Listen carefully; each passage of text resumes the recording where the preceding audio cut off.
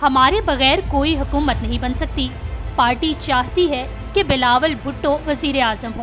फैसल करीम कुंडी ने बड़ा बयान दे दिया।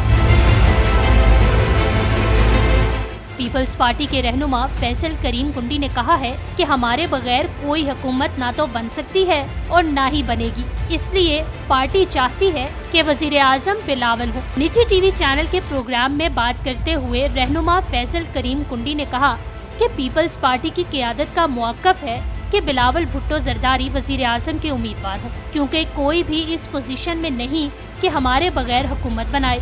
नून लीग की जहां तक बात है तो अदती बर्तरी पर पीटीआई के हिमायत याफ्ता आज़ाद उम्मीदवारों को भी हासिल है, लेकिन कोई भी हुकूमत बनाने की पोजीशन में नहीं। उन्होंने कहा कि आज शाम पार्टी की CEC का इजलास है जिसमें तजावीज़ सामने रखी जाएंगी, जिसके बाद फैसला किया जाएगा। लेकिन मेरी ज़ाती तजवीज़ है कि बिलावल अगर वजीर आजम नहीं बनते तो बेहतर है कि हम हुकूमत का हिस्सा ना बने और अपोजिशन में बैठे रहें। फैसल करीम कुंडी का कहना था कि जमहूरी हुकूमतों में तो रिएक्शन भी हो सकते हैं, मगर ये मेरी ज़ाती तजवीज़ है, जबकि माजी में भी 16 माह का अच्छा तजुर्बा नहीं रहा। अगर दोबारा PDM पार्टी 2 आती है तो मैं नहीं समझता कि अच्छे तरीके से चल सकती है, और इस हवाले से पार्टी के लोगों के भी खदशात हैं।